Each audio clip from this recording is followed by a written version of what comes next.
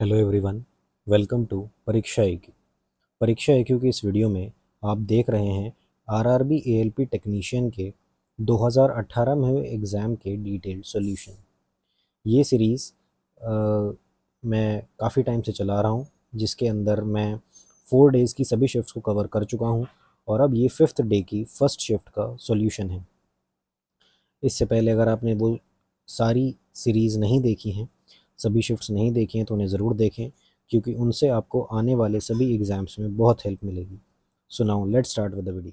The rate of discount on an article whose marked prices 170, selling prices 130। तो discount कितने का हो गया? 40 रुपये का। कितने पे निकालूंगा मैं? 170 पे। तो तुम्हें ये निकालना है। अब तुम्हारा 17 है। अब देखो सब में दिख रहा है तुम्हें 20 से तो ऊपर है, तो 20% तो होगा ही, मतलब 3.4 तो जा रहे हो तुम। अब तुम देखो इसका 20%, 22% हो रहा है क्या? तो 0.34 इसमें ऐड कर दो, क्योंकि तुम्हें तो 4 तक पहुंचना है। तो ये 4 तक पहुंचा रहा है नहीं। अब तुम देखो इसका, इसमें अगर मैं 2 और ऐड कर दूं, 0.2, सॉरी 0.2 कह रहा हूँ, 2%, तो 24% में पहुंच जाएगा। तो तुम इसमें 0.34 जैसे ही ऐड करोगे तो ये 4 से ऊपर पहुंच रहा है। तो नहीं, 0.34 नहीं ऐड करना, मैं 0.17 करके देखता हूँ। हाँ, तो ये हो रहा है कि 3.91 पे पहुंच रहा है। इसका मतलब ये हुआ कि 23% है, लेकिन 24% से कम है। तो इस ये भी हमारे पास दो ऑप्शन आ रहे हैं, या तो ये ऑप्शन आएगा या ये ऑप्शन आएगा। तो हम सेलेक्ट कर लेते हैं कि अगर मेरा 1% जो है वो कितना होगा, 0.34 होगा, सॉरी 0.17 है मेरा 1%। तो मेरा 0.5% क्या होगा, है ना भाई? 1% अगर मेरा ये है तो 0.5% क्या होगा? 2 8 16 एंड 2 5 10, तो 0.085 आएगा। तो 0.085 यहाँ लिख दे, तो 39.95 आ गया। तो लमसम 4 के पास यही जा रहा है ना? और 0.53, लेकिन जैसे ही तुम 0.6 करोगे ना इसका, मतलब 0.085 जैसे ही तुम ले रहे हो, तो ये तुम्हारा 40 से एक्सीड कर रहा है, 40.035 आ रहा है। तो इसके पास जो होगा वो यही वाला रहेगा। तो यही मेरा क्या आ जाएगा? आंसर रहेगा। अब इसी सवाल में देखो, अगर थोड़ा सा तेज़ करना होता हमें, अगर कुछ चीज़ें पता होती, अगर हमें 1/17 की वैल्यू क्या पता होती कि परसेंटेज में क्या होती है, तो हम इसे और तेज़ कर सकते थे। देखो 1/17 होता है 5.88, ठीक है? तो अगर मैं तो 4/17 क्या होगा? 5.88 इंटू 4, राइट? तो 8 4 32, तो ये 23.52 आ जाता। तो ये तो ये बहुत तेज़ से तुम्हारा ये निकल जाता। तुम्हें जो इतनी लंबी कैलकुलेशन करनी पड़ी, ये ना करनी पड़ती, ठीक है? तो ये फ्रैक्शन की वैल्यू भी तुम्हें पता होनी चाहिए परसेंटेज में क्या होती है, ठीक है? देखो बोल रहा है कि which team did India defeat in the final of 2017 men's Asia Cup. तो उस टाइम मलेशिया को हरा दिया था इंडिया ने, लेकिन अभी जो था मेंस एशिया कप एक अभी भी हुआ था, ठीक है? 2023 में होता है गैस। तो उसमें किसने जीता था खिताब? वो था कोरिया, ठीक है? साउथ कोरिया ने जीता था। और साउथ कोरिया ही जो है वो सबसे सक्सेसफुल टीम है, जिसने 5 टाइटल्स जो हैं इसके जीते हुए हैं। और इसकी शुरुआत कब हुई थी? 1982 में, ठीक है? 1982 में। और talking about Asia Cup, Asia Cup जो होता है यही होता है ticket to hockey World Cup, ठीक है? तो वो टीम हॉकी वर्ल्ड कप के लिए अपने आप क्वालिफाई हो जाती है जो इसमें जीतती है, ठीक है? अब अगर मैं बात करूं अबाउट हॉकी, तो इंडियन हॉकी टीम के कोच कौन है? इंडियन हॉकी टीम के कोच कौन है? वो है क्रेग फुलटन। और ये किस कंट्री को बिलोंग करते हैं? जर्मनी, सॉरी साउथ अफ्रीका को, ठीक है? नाउ हॉकी में एक और काफ़ी इंपॉर्टेंट बात है कि इंडिया में हॉकी के विजार्ड थे, एक विजार्ड ऑफ हॉकी उनको बोला जाता था। उनका नाम क्या था? Major Dhyan Chand, major Dhyan Chand. और उन्हीं के याद में 29 अगस्त को हर साल नेशनल स्पोर्ट्स डे मनाया जाता है, नेशनल स्पोर्ट्स डे मनाया जाता है। अब इसके अलावा देखो एक और कप होता है जो कि इम्पॉर्टेंट रहता है, वो होता है Sultan Azlan Shah, Sultan Azlan Shah. ये कप जो होता है ये कहाँ होता है, तो ये होता है मलेशिया में। और मलेशिया में भी कहाँ, एक इपोह नाम की जगह है, इपोह नाम का शहर है मलेशिया में, वहाँ पर होता है। ठीक है। और ये जो था 2024 का सुल्तान अजलान शाह कप किसने जीता था, ये जीता था जापान ने। और इंडिया ने जो है इसको जीता है, सबसे ज़्यादा बार इसको जीता है भाई ऑस्ट्रेलिया ने सुल्तान अजलान शाह कप को 10 बार, और इंडिया ने इसको जीता हुआ है हाफ टाइम्स 5 बार। ठीक है। और इन सब के बाद बात कर लेते हैं हॉकी वर्ल्ड कप की। देखो हॉकी वर्ल्ड कप जो है इसका आइडिया किन्होंने दिया था, तो ये एक पाकिस्तान के जो हैं एयर मार्शल थे जिनका नाम था नूर खान, तो उन्होंने ये आइडिया दिया था कि एक हॉकी वर्ल्ड कप भी होना चाहिए। तो सबसे successful team hockey World cup में कौन सी है, पाकिस्तान है, जिसने 4 बार हॉकी का वर्ल्ड कप जीता हुआ है। और रिसेंटली 2023 में किसने जीता था, जो कि इंडिया में वर्ल्ड कप हुआ था, वो जीता था जर्मनी ने। ठीक है। अब जो नेक्स्ट वर्ल्ड कप होना है वो होना है 2026 में, और किन देशों में होना है वो, नेदरलैंड्स में और बेल्जियम में। और किन शहरों में होना है, तो बेल्जियम के तो वावरे शहर में, और नीदरलैंड्स के एम्स्टेवलिन, एम्स्टेवलिन। नाउ टॉकिंग अबाउट हॉकी, एक चीज़ बात और इम्पॉर्टेंट है कि इंडिया ने हॉकी में ओलंपिक्स में कब कब क्या क्या मेडल्स जीते। तो इंडिया ने जो है पहला गोल्ड जीता था हॉकी में 1928 में, फिर 1932 में, फिर 1936 में, हर 4 4 साल बाद इंडिया ने लगातार जीता। उसके बाद एक और सीरीज चली कि पहला गोल्ड फिर जीता 1948 में, 1952 में और 1956 में। तो ये था हॉकी के बारे में इंडिया का ज्ञान। ठीक है। तो प्लीज़ इस सारे ज्ञान को याद रखने की कोशिश करना, क्योंकि कहीं से भी कोई भी सवाल पूछा जा सकता है। देखो इस सवाल को जैसे सॉल्व करना है, इसमें तुम एलसीएम ले लो पहले। ये क्या हो जाएगा, sine square 30 plus 1 plus cos 30 और उसका square divide by sine 30 into 1 plus cos 30, ये एलसीएम हो गया। इसको एक्सपैंड कर लेना, sine square 30 plus 1 plus cos square 30 plus 2 cos 30 divide by sine 30 into 1 plus cos 30। अब ये 1 प्लस 1 ये क्या दे देगा, 2 plus 2 cos 30 divide by sine 30 into 1 plus cos 30। 2 common ले लिया तो ये क्या आ जाएगा, 2 अपॉन साइन 30 की वैल्यू 1/2, ऊपर जाके क्या हो जाएगा 4। तो आंसर क्या आ जाएगा सर, 4 आ जाएगा। देखो ये स्पीड ऑफ साउंड का क्वेश्चन है, इसमें हमें वेवलेंथ निकालनी है। देखो फ्रीक्वेंसी क्या होता है, सी बाई लैम्डा होता है, जहाँ पे सी क्या होती है, स्पीड ऑफ लाइट, और स्पीड हमें दे भी रखी है। स्पीड ऑफ लाइट नहीं, स्पीड ऑफ साउंड कहेंगे, है ना, क्योंकि तरंगों की बात हो रही है। तो अब हम क्या करेंगे भाई, फ्रीक्वेंसी कितनी दे रखी है, 71 × 10⁴ is equal to 3 × 10⁸ divide by lambda. ठीक है।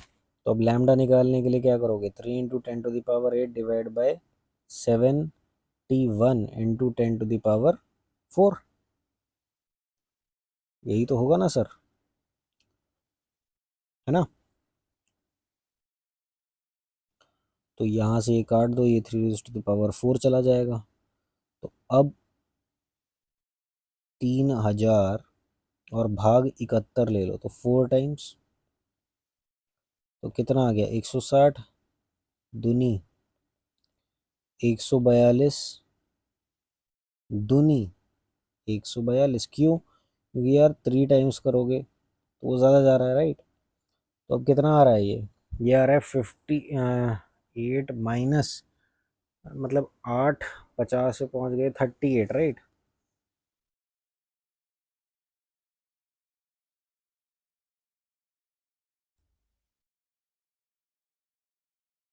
तो 422.5 क्या आ गया? देखो वो कह रहा है कि X attempts 94 questions and gets 141 marks. If for every correct answer 4 marks is given and for every wrong answer 1 mark is deducted. तो कितने क्वेश्चंस गलत किए, देखो ए प्लस बी ये है 94 क्वेश्चंस, ठीक है। और 4A मतलब 4 नंबर मिल रहे थे और 1 नंबर डिडक्ट हो रहा था, तो कितने बैठ रहे थे ये, 141। अब तुम्हें कुछ नहीं करना है ना, सॉल्व करना है। तो सिंपली क्या कर दो, इनको ऐड कर दो, दोनों इक्वेशंस को, 1 को और 2 को ऐड कर दो, तो ये कितना आ जाएगा, 5a की वैल्यू 235, तो a कितना आ गया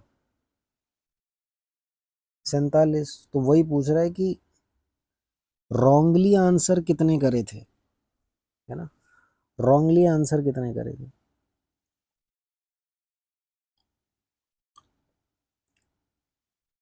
बता दो कितने करे थे।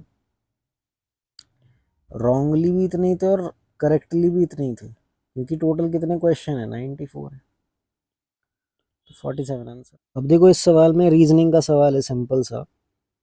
रामा को ऐसे लिखा हुआ है, भाई पहले ये दोनों लेटर ले लिए, या फिर ये दोनों, मान के चलो ये दोनों लिए होंगे, तो हम देख लेते हैं कि कौन सा लिया है। अगर मैं ये दोनों लेता हूँ, मेरा टी ए बैठेगा पहले, और अगर मैं ये दोनों लेता हूँ तो मेरा टी आई पहले बैठेगा, तो टी आई। तो ये दोनों तो उठ गए, या तो ये उत्तर है या ये उत्तर है, मैंने ये लिया है। उसके बाद रा कौन सा लिया, सिंपल ये, तो सा आएगा टिस्सा, तो आंसर क्या आ जाएगा, ये आ जाएगा, ठीक है। अब देखिए इस सब में से आप एक बार गैप निकालो, इनके बीच का गैप 5 हो गया और इनके बीच का गैप 11 हो गया और इनके बीच का गैप 24 हो गया। अब 5 और 11 को देख लो, 5 टू ज़ा 10 प्लस 1, 11 टू ज़ा 22 प्लस 2, है ना, तो 24 टू ज़ा प्लस 3, तो 48 प्लस 3 51, तो 51 में क्या कर दूंगा, इसमें ऐड कर दूंगा, तो ये क्या आ जाएगा मेरा 95, तो आंसर क्या आ जाएगा 95, ठीक है। गैप लेना था। देखो इस सवाल में देखो कि कौन सा मेटल जो है वो रिएक्ट नहीं करता कोल्ड या हॉट वाटर में। तो सोडियम तो रिएक्ट कर ही जाता है, हमने सोडियम का पढ़ा था कि ये तो बहुत ज़्यादा रिएक्टिव मेटल है, ठीक है। इसीलिए हम इसको क्या करते हैं, पानी में भी स्टोर नहीं करते हैं, बल्कि किस में करते हैं, केरोसिन ऑयल में करते हैं। और सोडियम की ही ग्रुप का दूसरा वो पोटेशियम, और कैल्शियम भी इसी उसका है, तो अलग कौन सा है, एल्यूमिनियम। इनफैक्ट हम लोग यूटेंसिल्स भी बनाते हैं, अगर हम रिएक्ट अगर ये करता तो हम एल्यूमिनियम में कुछ काम ही ना करते, बल्कि हम एल्यूमिनियम के यूटेंसिल्स भी इस्तेमाल करते हैं। तो सर आंसर होगा इसका एल्यूमिनियम, ठीक है। सोडियम तो बिल्कुल नहीं होगा और पोटेशियम बिल्कुल नहीं होगा, क्योंकि ये तो एकदम रिएक्ट कर जाते हैं, ये बहुत ज़्यादा रिएक्टिव मेटल्स हैं। अब देखो इस सवाल में बोल रहा है कि piece of work can be completed by 16 man in 8 days working 12 hours a day. How many man are needed to complete another work that is 3 times 1, तो ये 3 है, अगर ये 1 था, in 24 days working 8 hours a day, तो 3 8 से 24 हो जाएगा, 8 से 8 कर गया, 2 से 16, तो 12 2 से क्या आ जाएगा 24, तो 24 मैन, इतने मैन चाहिए। देखो इस सवाल में बोल रहा है कि कितने समय में 4400 जो है वो 4576 हो जाएगा 8% कंपाउंड इंटरेस्ट पर, अगर हम उसको हाफ ईयरली कंपाउंड करेंगे। इसमें अगर तुम ध्यान से देखोगे तो इसमें 176 रुपये बढ़ रहे हैं, ठीक है। और अगर मैं हाफ ईयरली से कंपाउंड करूँगा तो मेरा रेट ऑफ इंटरेस्ट क्या हो जाएगा, 4%। 4% के हिसाब से लगेगा हर 6 महीने में, हर 6 महीने में अगर 4% लगेगा, ठीक है, तो कितना हो जाएगा भाई, 4400 पे तुम इसका 4% लगा दो, 176 ही तो लग रहा है, तो 4576 हो जाए, तो ये 6 महीने में ही हो जाएगा। अगर 1 साल पे लगता तो ये कितना लगता, 8% नहीं लगता 1 साल पर, भाई इसके ऊपर लगता, तो मतलब टोटल जो लगता 4 टू जा 8, 8.16% लगता, मतलब 0.1, अगर 8% लगता तब तो सिंपल इंटरेस्ट ही हो जाता, ये कंपाउंडेड है तो 8.16 लगेगा, ठीक है। तो आंसर क्या आ जाएगा 6 में। देखो अगर पीएच वैल्यू जो है वो इंक्रीज हो रही है 7 से 14, तो तुम्हारा क्या चीज़ हो रहा है, तुम्हारा ओ एच आयन कंसनट्रेशन जो है वो बढ़ रहा है। एच आयन कंसनट्रेशन जब इंक्रीज होगा तो तुम्हारी पीएच वैल्यू क्या होगी, कम होगी, मतलब एसिडिक नेचर क्या होगा, वो बढ़ेगा, वो बढ़ेगा। Decrease in O H ion concentration ये भी नहीं होगा, ये भी एसिडिक उसमें होगा, ये भी पीएच को कम ही करेगा, ठीक है। तो तुम्हारी ओ एच आयन कंसनट्रेशन बढ़ेगी तभी ये काम होगा। देखो ये बोल रहा है कि ये प्रॉब्लम फिगर है, ये इनमें से किस में कंटेन्ड है, तो यार साफ हमको दिख रहा है कि इसी में कंटेंट है। देखो यहाँ से ये जा रहा है, ये जा रहा है, ये जा रहा है, तो बी में कंटेंट है। इसमें तो है नहीं कि ऊपर से ऐसे जा रहा है, इसमें भी नहीं है, इसमें एल बन रहा है, ये तो बीच का आ ही नहीं रहा। देन इसमें भी नहीं है, इसमें ऐसे आ रहा है ना, तो B answer. Metals are placed on which side of the periodic table, तो अगर तुम्हें पता हो तो हाइड्रोजन और हीलियम, है ना, लिथियम, है ना, बेरिलियम, ये सारे जो हैं ये सारे इस साइड प्लेस होते हैं। किस साइड? Left hand side. और तो ये सारे क्या होते हैं? ये सारे मेटल्स होते हैं। वेयर एज पीरियोडिक टेबल में जितने भी राइट हैंड साइड होते हैं वो नॉन मेटल्स होते हैं, या फिर एक जिगजैग लाइन जाती है वहाँ पर होते हैं वो कौन से? मेटलॉइड्स। ठीक है। वेयर एज बीच में जो है तो ये होता है एस ग्रुप, ये होता है फिर पी ग्रुप, एक होता है डी ग्रुप। तो डी ग्रुप वाले जो होते हैं उनको ट्रांजिशन एलिमेंट्स कहते हैं। Transition elements. तो ये पूछ रहा है कि मेटल्स कौन से साइड में होते हैं, तो लेफ्ट हैंड साइड में मेटल्स होंगे। ठीक है। राइट हैंड साइड में कौन होंगे? नॉन मेटल्स होंगे। ठीक है। तो अगर कोई कहे कि when we go from left to right, तो मेटालिक नेचर क्या होता है? मेटालिक नेचर क्या होता है? वो तो डिक्रीज कर जाता है।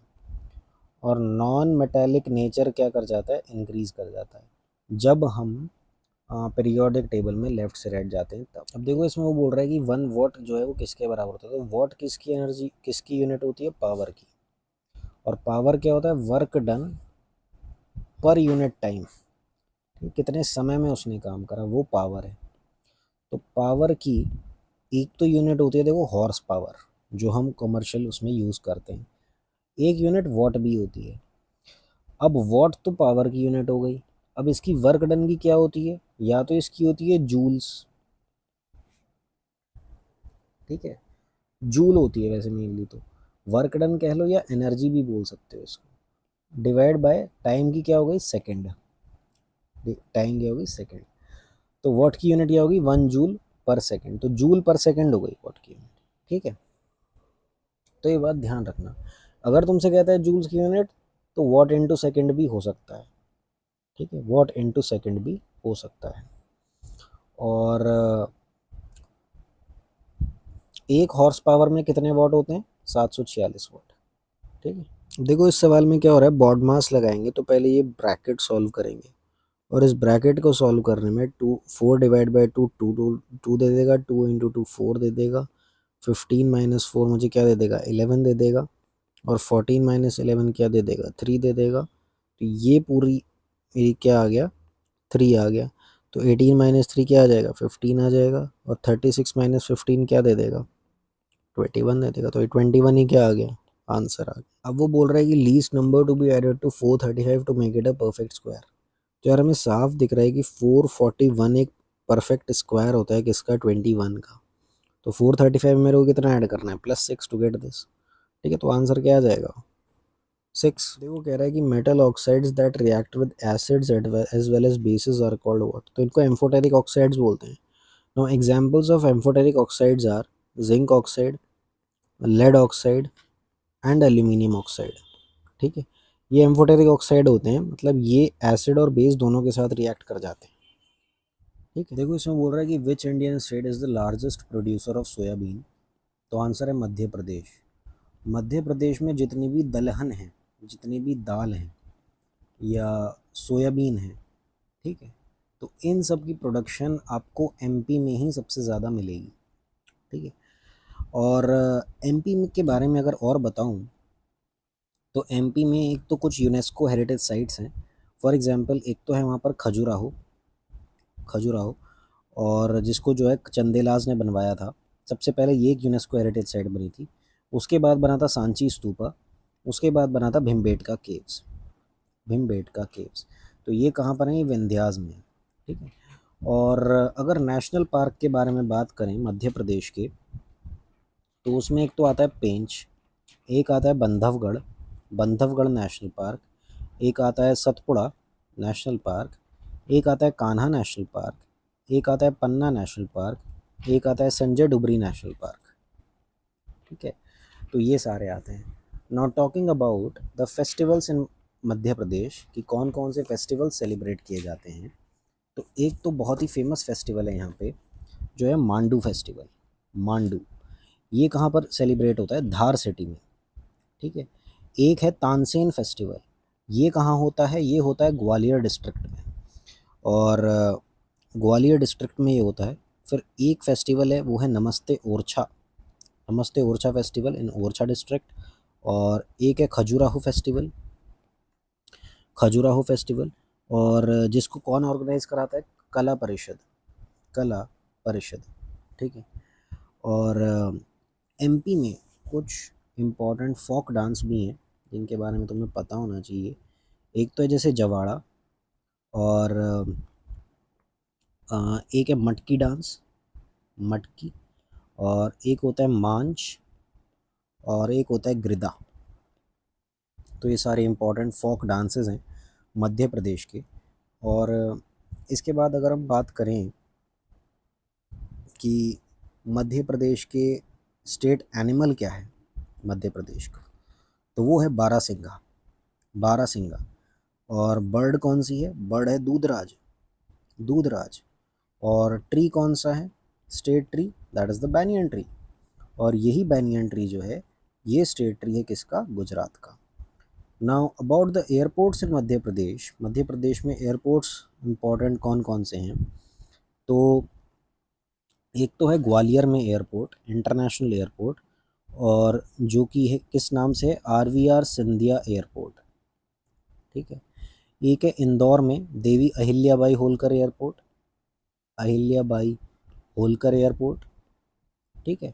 और एक है भोपाल में, भोपाल में किस नाम से है? राजा भोज एयरपोर्ट, राजा भोज एयरपोर्ट। तो ये सब बातें तुम्हें पता रखनी चाहिए, ठीक। अब देखो जैसे बोल रहा है कि किस पार्टी ने सबसे ज़्यादा सीट्स जीती, तो कैलकुलेट कर लो यार। पार्टी ए का देख लो कि 35 35 70 होते 72 हो जाएगा, 72 और 20 92, 92 और 7 99, 99 139, ठीक है। ये हो गया 139। और ये कितना हो गया? ये हो गया 32, 32 एंड 70, 102, 108, 108, 114, 114 एंड 80, 194, राइट। ये 194 जीती। और 70, 75 प्लस 20 95, 96, 96, 99, 99 एंड 80, 176, राइट। और ये हो गया, ये तो वैसे ही सबसे कम है, ठीक है। ये तो इन सबसे कम रहेगी रहेगी दिख रहा है। तो किसने सबसे ज़्यादा सीट जीती? बी ने। तो आंसर क्या आ जाएगा? कह रहा है the credit of classifying the elements on the basis of their atomic mass goes to whom. तो एटॉमिक मास पर मेरे भाई मेंडेलीव ने क्लासिफाई करा था एलिमेंट्स को, ठीक है। मेंडेलीव ने एटॉमिक मास के बेसिस पर करा था क्लासिफाई। और डॉबर्नियर का क्या था कि डॉबर्नियर का ट्रायड का लॉ था। उसने ये कहा था कि एटॉमिक मास जो 2 का है उसका एवरेज जो होगा वो थर्ड वाले का एटॉमिक मास होगा, मिडिल वाले का एटॉमिक मास होगा, ठीक है। और न्यूलैंड ने क्या कहा था? इसका ऑक्टेव्स का लॉ था। इसका ये था कि जो फर्स्ट पोजीशन पे है और जो 8th पोजीशन पे है उनकी केमिकल प्रॉपर्टीज़ जो होंगी वो बराबर होंगी। लेकिन मेंडलीव ने क्या कहा था? मेंडलीव ने कहा था कि elements are arranged in the order of increasing atomic mass. Dmitri ने कुछ इस तरह से क्लासिफाई करा था। तो आंसर है दिमित्री मेंडलीव। लेकिन ये गलत था। गलत होने के बाद अभी जो मॉडर्न पीरियोडिक टेबल है उसमें क्या है? Elements are classified on the basis of increasing atomic number, not mass. तो इससे मीनिंगफुल वर्ड क्या बनेगा? मेंड बनेगा, ठीक है। तो लास्ट वर्ड क्या बन जाएगा? डी आ जाएगा। देखो कह रहा है कि 2 पाइप हैं और बी, और वो सिस्टर्न को फिल करते हैं 18 घंटे और 27 घंटे में। तो हमने कह दिया ठीक है भैया, लो। पाइप सी जो है वो ड्रेन करेगा 45 घंटे में। हमने कहा ठीक है भाई, माइनस का साइन लगा दें ताकि याद रहे कि ड्रेनेज वाला है। अब हम इनका एलसीएम लेंगे तो देखो सबसे कन्वीनियंट एलसीएम जो मुझे दिख रहा है वो 270 दिख रहा है। ये तो 10 टाइम्स ले लेगा इससे, और 18 से चला जाएगा 15 टाइम्स, और 45 से चला जाएगा 6 टाइम्स, ठीक है। तो ये मेरा एलसीएम आ गया। अब क्या हुआ कि पाइप ए और पाइप सी को टर्न ऑन करा तो जब तुम ए और सी को टर्न ऑन करोगे तो तुम्हारा कितना भरेगा, 9 भरेगा। उसके बाद मैंने पाइप ए को बंद कर दिया और नेक्स्ट कुछ समय के बाद मैंने पाइप बी को ऑन कर दिया। तो जब तुम पाइप बी को ऑन करोगे तो तुम्हारा क्या आएगा, 4, मतलब 4 भरा जाएगा। ठीक है, तो 9 जो था वो तुमने कितने टाइम के लिए भरा, मान लो तुमने के टाइम के लिए करा, तो तुम्हारा अब 4 जो है वो कितने टाइम के लिए होगा, टोटल 55 घंटे के लिए था। टोटल 55 घंटे लगे तो इसको कितना टाइम लगेगा, 4 को 55 माइनस के, और टोटल मेरी वो क्या था, टोटल कैपेसिटी कितना था, 270। तो अब इसको सिंप्लीफाई कर लो, 9 के माइनस 4 के कितना आ गया, 5 के आ गया, प्लस 220 इज इक्वल टू 270। तो के की वैल्यू यहाँ से आ गई 50, 5, 10, तो के की वैल्यू 10 आ गई। अब वो कह रहा है for how many hours was pipe be turn on. तो ये जो हमने के का निकाला था, ये हमने निकाला था ए का। अब हम किसका निकालेंगे, बी का। तो बी का निकाल लो, कितना हो गया 55 माइनस के, कितना आ गया 45। यही आंसर हो गया। अब देखो इस सवाल में बोल रहा है कि find the area of triangle जिसके वर्टेक्स ये हैं। तो जो वर्टेक्स दिए हुए हैं और तुझे एरिया ऑफ ट्राइंगल निकालना है, तो एक तरीका तो हो गया कि डायरेक्ट फार्मूला।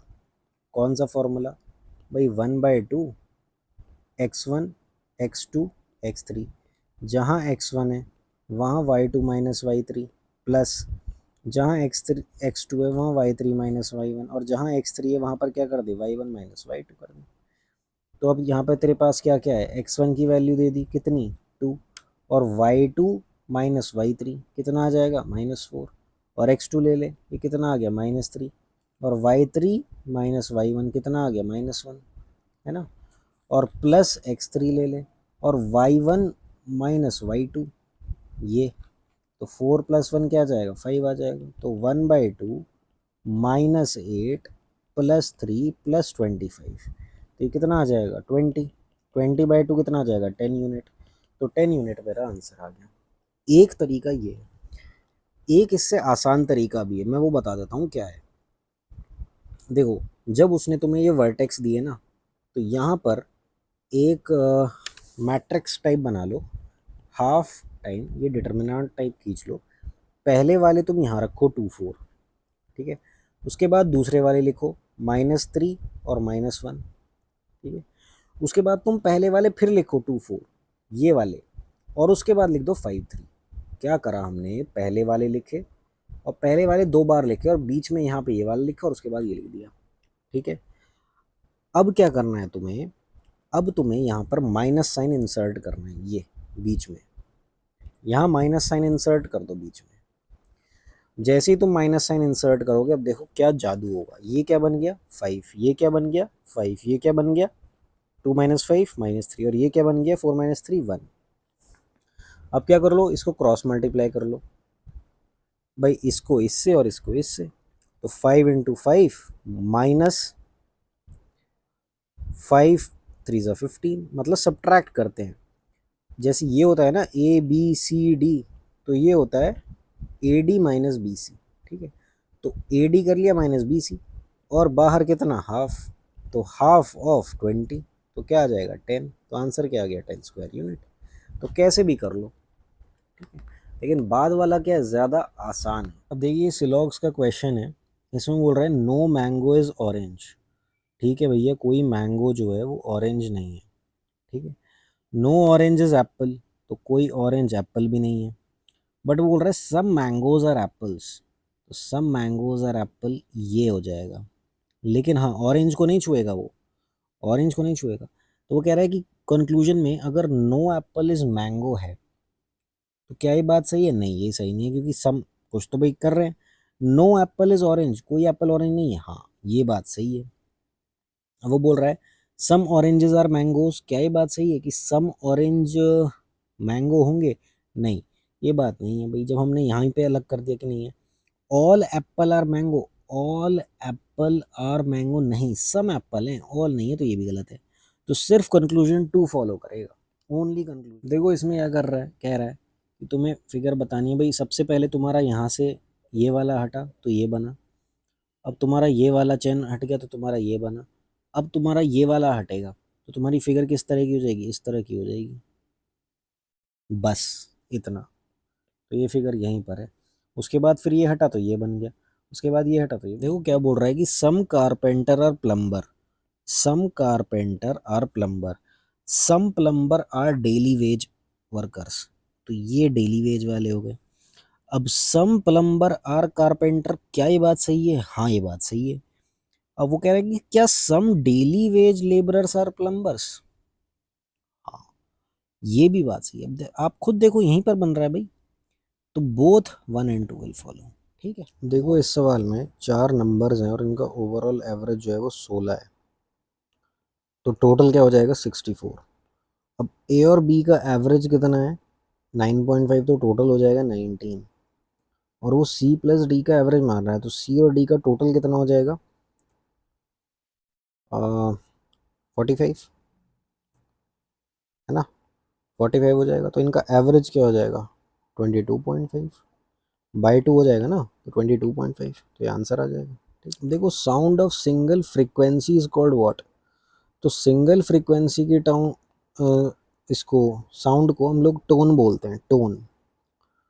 और ये नोट क्या होता है, नोट, नोट जो होता है वो साउंड होती है मल्टीपल फ्रीक्वेंसीज की, इसमें आती है। अगर इसी में मल्टीपल फ्रीक्वेंसी यूज़ करता तो हमारा आंसर क्या आता, नोट आता। ठीक है। और पिच क्या होता है, पिच, पिच जो होता है वो किसी भी साउंड की श्रिलनेस को बताता है, श्रिलनेस को दर्शाता है। For example lady women have a higher pitch, women की पिच हायर होती है, ठीक है, एज कंपेयर टू मेन। तो ये श्रिलनेस ऑफ साउंड बताता है, ठीक है, पिच। और हर्ट्ज तो तुम्हें पता ही है, हर्ट्ज तो कुछ नहीं है, हर्ट्ज तो फ्रीक्वेंसी की यूनिट होती है, तो ये तो कोई है ही नहीं, तो टोन आएगा सर इसका आंसर। देखो इस सवाल में वो पूछ रहा है कि what will be the force of attraction between two bodies weighing 20 kilo and 50 kilo respectively with a distance of 2 metre between them. तो फोर्स जो होता है वो किसके बराबर होता है? फोर्स जो होता है वो होता है के times m1 into m2 upon R square, जहाँ पर m1 mass one of first body, m2 mass of second body, divide by उनके बीच की दूरी, ठीक है, उसका स्क्वायर होता है। तो फोर्स मैं कैसे निकालूंगा, ये हो जाएगा के मल्टीप्लाई बाय 20 × 50 अपॉन डिस्टेंस कितना 2 मीटर का है, ठीक है, डिस्टेंस कितना है 2 मीटर, तो ये कितना आ जाएगा 4। अब के की वैल्यू क्या होती है, के की वैल्यू होती है 6.6 इंटू 10⁻11 इंटू 5 2 10, और ये 0 डिवाइड बाई 4, डिवाइड बाय 4। अब एक चीज़ देखो, ये क्या हो जाएगा, ये हो जाएगा 10⁻3, और इसमें करोगे तो 8 आ जाएगा, डिवाइड बाय 4। ठीक है। अब एक काम करो, यहाँ से इसको निकालो,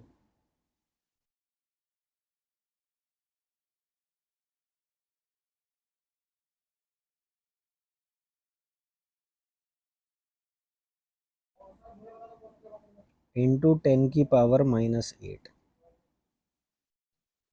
ठीक है, 1.65 इंटू 10⁻−8। अब क्या कर लो, 1.65 कहाँ बैठ रहा है तुम्हारा, ये तो नहीं हो सकता, ये भी नहीं हो सकता, या तो आंसर ये या ये, है ना। अगर तुम कर रहे हो कि मैं 16 कर रहा हूँ, तो मतलब तुम इसमें क्या कर रहे हो, एक बार डिवाइड और कर रहे हो, मतलब एक बार 10 और ले रहे हो, तो तुम्हें यहाँ 10 मल्टीप्लाई भी करना पड़ेगा। अब तभी तो ये होगा कि जब तुम यहाँ पर ये कर रहे हो तो तुम्हारा एक डेसिमल जो है यहाँ शिफ्ट हो जाएगा, भाई तुम 10 से मल्टीप्लाई कर रहे हो ना, तो तभी तो ये तुम्हारा कितना हो जाएगा 16.5। और जब तुम ये करोगे तो यहाँ पर क्या आ जाएगा फिर -9, तो ये -9 तो बैठ नहीं रहा है। अब तुम अगला देखो, क्या ये बैठ रहा है क्या, कि जब मैं 2 बार करूँगा तब ये हो जाएगा क्या? हाँ, जब तुम इसको 165 पॉइंट कुछ करोगे, मतलब जब तुम 2 डेसिमल से शिफ्ट कर रहे हो इसको, मतलब जब तुम 100 से मल्टीप्लाई कर रहे हो इसको, तो तुम 100 से ही डिवाइड करोगे, तो इंटू 10⁻⁻8 की जगह 10⁻10 आ जाएगा। तो हाँ, ये सेटिस्फाई कर रहा है, तो ये मेरा आंसर हो जाएगा। इसमें मेन ये चीज़ ज़रूर देखनी थी। ठीक है, देखो पूछ रहा है कि essential organs in a flower for reproduction are what. तो रिप्रोडक्शन के मामले में प्लांट्स के, फ्लावर्स के दो ऑर्गन्स होते हैं। एक तो होता है मेल का, जिसे बोलते हैं एंड्रोशियम। एक होता है फीमेल का, जिसको बोलते हैं गायनोशियम। ठीक है, ये फीमेल रिप्रोडक्टिव पार्ट होता है। तो मेल रिप्रोडक्टिव पार्ट क्या होता है, ये होता है स्टेमन। ठीक है, अब स्टेमन के दो पार्ट होते हैं, एक होता है फिलामेंट, ठीक है, और एक होता है एंथर। और ये एंथर क्या कंटेन करता है, ये ये एंथर में जो है पोलन सैक्स होते हैं। अब ये जो पोलन सैक्स होते हैं, इनके अंदर एक इनर मोस्ट वॉल होती है। ये एक वॉल होती है जिसके हम लोग टेपेटम बोलते हैं, टेपेटम। और ये टेपेटम जो है, ये क्या नरिश करता है और ये डेवलप क्या करता है, पोलन ग्रेन्स को। ठीक है, तो ये जो हमारे माइक्रोस्पोर्स होते हैं, जो हमारे माइक्रोस्पोर्स होते हैं, they develop into pollen grains. ठीक है, तो स्टेमन जो हो गया वो हमारा क्या हो गया, मेल रिप्रोडक्टिव पार्ट हो गया मेन। तो सारे ये ऑप्शन तो पहले ही हट गए, क्योंकि स्टेमन तो आ ही नहीं रहा है। अच्छा, अब गाइनोशियम वाला पार्ट देख लो। गाइनोशियम में क्या होता है, तो गाइनोशियम फीमेल रिप्रोडक्टिव पार्ट होता है। तो इसमें मेन पार्ट होता है पिस्टिल। ठीक है, पिस्टिल। और पिस्टिल क्या क्या कंटेन करता है, स्टिग्मा, स्टाइल, ओवरी, ये तीन पार्ट कंटेन करता है। तो स्टिग्मा जो होता है, ये होता है platform for pollen pollen grains, जहाँ पर पोलन ग्रेन्स आकर रिसाइड करते हैं। ठीक है, और स्टाइल जो होता है वो एक इलोंगेटेड पार्ट होता है स्टिग्मा के नीचे, बीनीथ द स्टिग्मा। ठीक है, और ओवरी क्या होता है, ये होता है बल्ज्ड पार्ट। ये बल्ज्ड पार्ट होता है किसका, पिस्टिल का। ठीक है, तो प्लासेंटा जो होता है ये इसी के अंदर होता है। ठीक है, तो अब मेन बात ये हो गई कि फीमेल रिप्रोडक्टिव पार्ट क्या हो गया, पिस्टिल, और मेल रिप्रोडक्टिव पार्ट क्या हो गया, स्टेमन। और तो इसका आंसर क्या बैठेगा, स्टेमन और पिस्टिल। ठीक है, मेन ये दो ऑर्गन्स होते हैं। अभी में हमने देखे थे कि मेल और फीमेल पार्ट, एंड्रोशियम और गाइनोशियम, प्लांट्स में क्या होते हैं। तो मेल पार्ट होता है स्टेमन, और जो फीमेल पार्ट होता है, रिप्रोडक्टिव ऑर्गन जो होता है, वो होता है pistil. Now after the fertilization, एक बार फर्टिलाइजेशन हो गया, आफ्टर फर्टिलाइजेशन क्या क्या होता है, ओव्यूल जो होता है ना, ओव्यूल वो हमारा होता है कन्वर्ट सीड में। ठीक है, और ओवरी जो होती है हमारी, वो हो जाती है हमारी फ्रूट में कन्वर्ट। और जो हमारा एग होता है वो कन्वर्ट हो जाता है एम्ब्रायो में। तो ये बात ध्यान रखना कि कौन सा पार्ट सीड में कन्वर्ट हो रहा है, ओव्यूल में। कल को वो पूछने लगे कि कौन सा पार्ट फ्रूट में कन्वर्ट हो जाता है, तो आंसर आता है ओवरी। अब देखो इसमें सवाल में बोल रहा है कि energy stored in dry cell is in the form of क्या। तो ड्राई सेल क्या काम करता है भाई, केमिकल एनर्जी को वो इलेक्ट्रिकल एनर्जी में कन्वर्ट करता है। तो इसका मतलब उसमें जो पहले से एनर्जी रहती है वो केमिकल एनर्जी रहती है, तो आंसर तो केमिकल एनर्जी इसका आ जाएगा। थोड़ा सा और इसके बारे में जान लेते हैं, ड्राई सेल के बारे में, कि ड्राई सेल के अंदर एक तो होता है देखो जिंक कंटेनर। ठीक है, जो कि किसका काम करता है, एनोड का। ठीक है, और ड्राई सेल के अंदर एक होती है कार्बन रॉड। ठीक है, ग्रेफाइट की बनी हुई। अब ये जो कार्बन रॉड होती है, ये क्या होती है, ये सराउंडेड होती है, it is surrounded by manganese dioxide, manganese dioxide. ठीक है, तो ये कुछ इस तरह का ड्राई सेल होता है। ये जो हो गई मेरा क्या हो गया, ये जिंक कंटेनर हो गया, और जो ये इसके अंदर का पेस्ट हो गया वो अलग हो गया। तो पेस्ट किस किस का हो गया, ये हो गया NH4Cl प्लस ZnCl2, इन दोनों का पेस्ट होता है इसमें। ठीक है, तो ये जिंक का, मतलब जिंक का, और ये जो कार्बन रॉड है, ये बीच में कार्बन रॉड है, इनके बीच का स्पेस जो होता है वो इस इलेक्ट्रोलाइट से फिल होता है। तो जो इसमें रिएक्शन होता है वो क्या होता है, कि जिंक जो होता है वो तो जिंक आयन और 2 इलेक्ट्रॉन देता है, और जो मैंगनीज ऑक्साइड है वो इसमें एक्सेप्ट करता है अमोनिया और 1 इलेक्ट्रॉन को, और दे देता है MnOOH प्लस NH3। ठीक है, ये रिएक्शन देखो बोल रहा है कि tendency of undisturbed objects to stay at rest और to keep moving is called inertia. देखो इनर्शिया क्या है? इनर्शिया वो चीज़ है कि एक बॉडी जो है वो अपनी उस स्टेट में तब तक रहेगी until and unless an external force is applied to it। ठीक है, ये होता है इनर्शिया। तो ये वही बोल रहा है। ठीक है, और इनफैक्ट न्यूटन का फर्स्ट लॉ ऑफ मोशन वो भी इसी से रिलेटेड है। Momentum is nothing product of mass and velocity. Then force, everybody knows force, mass into acceleration, velocity is velocity। तो ये इनर्शिया देखो बोल रहा है which Indian won the 2017 French open series tournament. ठीक है, श्रीकांत किदाम्बी ने उस टाइम जीता होगा, बट इस क्वेश्चन को कराने का मेन मकसद है कि थोड़ा बैडमिंटन के बारे में भी हम लोगों को पता होना चाहिए, क्योंकि वो बैडमिंटन से भी सवाल उठा सकता है।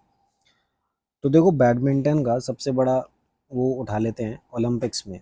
तो इंडिया ने बैडमिंटन में ओलंपिक्स में 3 मेडल जीते हैं टोटल, जिसमें से कि 2 जीते हैं PV सिंधु ने। ठीक है, 1 ब्रॉन्ज था और 1 सिल्वर था, और 1 जीता है साइना नेहवाल ने। कौन सा जीता? 1 ब्रॉन्ज जीता। 2 जीते हैं PV सिंधु ने। ठीक है, और जो ओलंपिक्स 2024 हैं, ओलंपिक्स पेरिस ओलंपिक्स हैं 2024 हैं, उसमें हमारी टीम कौन सी जाएगी? एक तो जाएंगे HS प्रणॉय, एक जाएंगे लक्ष्य सेन, ओके, और एक जाएंगे Srikanth Reddy and Chirag Shetty. Okay, and Chirag Shetty. और वुमेन में जाएंगी PV सिंधु, और वुमेन डबल्स में जाएंगी Ashwini Ponnappa and Tanisha Castro. Now इसमें से बाकी सब जो हैं फेमस प्लेयर्स हैं, जो पहले भी जिन्होंने पार्टिसिपेट करा हुआ है टूर्नामेंट्स में। सिर्फ एक ऐसी नहीं है जो बिल्कुल नई रिसेंट आई है, she is miss Tanisha Castro. ये कहाँ से बिलोंग करती हैं? गोवा से ये बिलोंग करती हैं। और अभी का इस बार का जो BWF वर्ल्ड चैम्पियनशिप हुआ था 2023 में जो हुआ था, वो कहाँ पर हुआ था? तो कहाँ पर हुआ था ये? डेनमार्क में। तो किस किस ने जीता था ये? तो मेंस में तो ये जीता के विटी डसान, ठीक है, इन्होंने। और वुमेन में किसने जीता? आन से young. She is from Korea. Okay, तो प्लीज़ रिमेंबर ऑल। अब देखो, अगर हम ग्रोथ हार्मोन्स की बात कर रहे हैं, तो ग्रोथ हार्मोन्स अगर तुम, चलो इन्होंने ये नहीं बताया कि कौन से ग्रोथ हार्मोन्स, अगर हम प्लांट्स के भी ग्रोथ हार्मोन्स की बात करें तो उनमें भी वो दोनों ही काम करते हैं, प्रोमोटर्स का भी, इनहिबिटर्स का। अगर तुम देखो हार्मोन्स, ऑक्सिन्स, जिबरलिन्स और साइटोकाइनेंस और एब्सिसिक एसिड और इथाइलिन, इसमें से ये वाले जो हैं ये तो प्लांट ग्रोथ का काम करते हैं, लेकिन ये जो करता है ये इनहिबिट करता है ग्रोथ को। ठीक है, तो है तो ये भी हार्मोन। तो ग्रोथ हार्मोन है, लेकिन ग्रोथ हार्मोन का मतलब ये नहीं है कि ऊपर ही ग्रो करेगा, वो इनहिबिट भी करता है, वो इनहिबिटर का काम भी करता है। सो thank you everyone for watching the video till the end. उम्मीद करते हैं कि ये वीडियो आपको पसंद आया होगा और इससे आपको काफ़ी कुछ जानने को मिला होगा, जो आपकी एग्ज़ाम्स में हेल्प करेगा, एग्ज़ाम को क्रैक करने में मदद करेगा। और रेलवे की तरह अगर आप और भी एक सरकारी एग्ज़ाम्स की तैयारी कर रहे हैं, लाइक यूपी पुलिस कांस्टेबल या NVS की, या फिर SSC की, या बैंकिंग की, किसी भी सरकारी एग्ज़ाम की आप तैयारी कर रहे हैं, तो परीक्षा IQ को सब्सक्राइब ज़रूर करें क्योंकि इस पे आने वाले समय में और भी एग्ज़ाम्स के वीडियोस अपडेट होते रहेंगे और कुछ एग्ज़ाम के वीडियो ऑलरेडी अपलोड हो चुके हैं, जैसे UP police constable, NVS, SSC CPO. तो don't forget to like, comment and subscribe the channel ताकि आपको आगे की वीडियोस की अपडेट्स मिलती रहे। So thank you all.